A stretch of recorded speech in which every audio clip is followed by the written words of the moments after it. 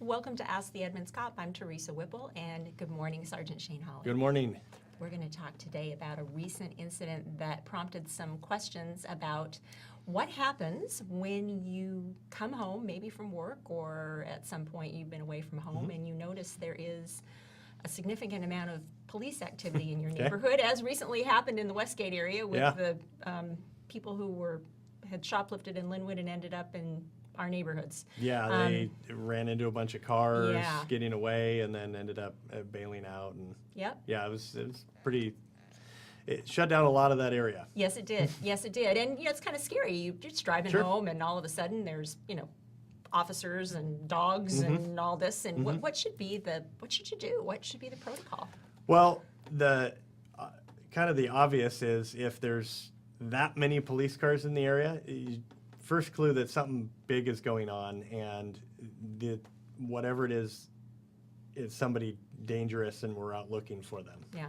We're not going to necessarily flood the area looking for a shoplift suspect. You're not going to drive into the area and there's going to be 15 patrol cars and multiple jurisdictions looking for, that shoplift suspect. But we're going to ramp up our response depending on the seriousness of the crime. Right, because these folks, as you said, didn't just shoplift. They hit and run some vehicles. They, Correct. Other things in addition, and were in a stolen car. Correct. So now, when you're going to see that, it's pretty much always going to be for significant felony activity. Yeah. And so I spent a lot of time in K-9 doing what we call containment. And when you see that many cars in the area, you'll notice they're fanned out all over the place. And we call that containment. The goal of which is to basically create a box, an area where we can keep the suspect or suspects inside of that box. And when you see that many cars, there's probably also one, if not more, dogs out running around with their handlers trying to track that person. And like I said, we only do that when the crime is pretty significant. When a suspect is out on foot like that, they're actively running from the police. We're talking about felony level crimes. They may be armed. Sometimes we know, sometimes we don't. We go with the assumption that they could be. They will get desperate, and that equals dangerous. Right. We encourage people to stay in your house.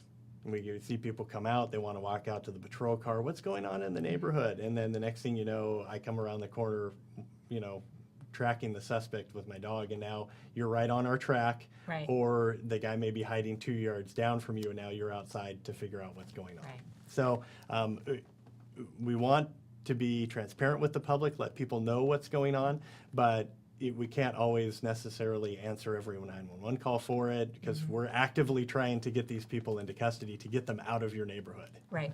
So we're not trying to be standoffish or just not put information out, but we're in the middle of doing our job, and we're trying to do that. So realize it's something big.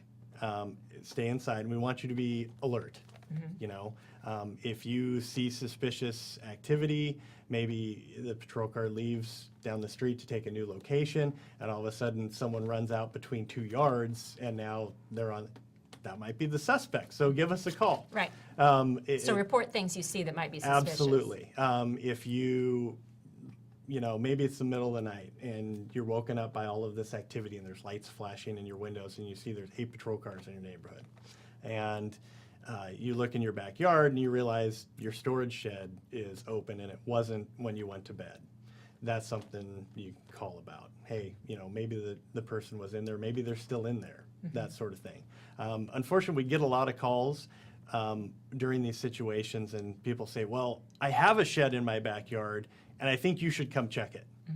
And later on, we may go back and check it, but if we're a block or 2 down the road and that's not the way our track is going, we're not just going to necessarily turn around and immediately come into your backyard and check your shed unless we have indication that the suspect might be there.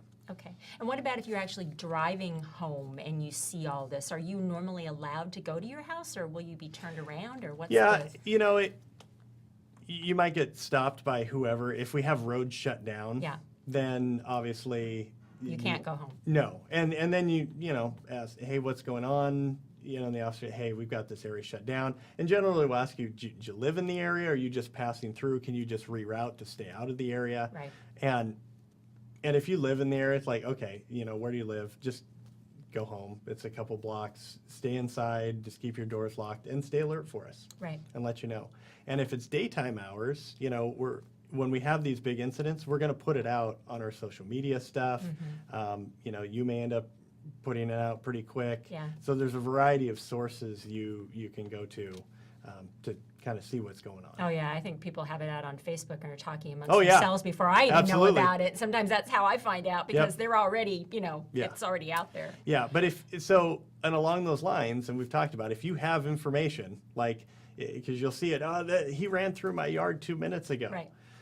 Don't just put it out on Facebook to Yeah. tell your friends. Make sure you let us know. Call 911. Absolutely. Yeah. Let us know what's Yeah. going on because, you know, we're not necessarily monitoring everybody's social media accounts. Right. You know, and the same thing on our social media accounts. We're not monitoring them 24/7, and even during an incident. That last one in Westgate, Sergeant McClure was running the social media aspect of it. Yeah. And because it was such a large scale incident, he was actually out in the field Yeah. on containment trying to do it at the same I time, can't listen to believe the radio. that. I know. He talked so- to me and he was like, "Yeah, I'm in the middle of doing this. I can't really talk right now." It's Yeah, It's a so lot to so deal with. we're not able to just sit there with our phone monitor, our Twitter Right. account. So don't assume that because you sent us a Twitter or Facebook message that we got it. right. So call 911. Let us know what's going on. Okay, very good. All right. Well, good information, and All right. we will be back again soon with another episode of Ask the Edmonds Cop.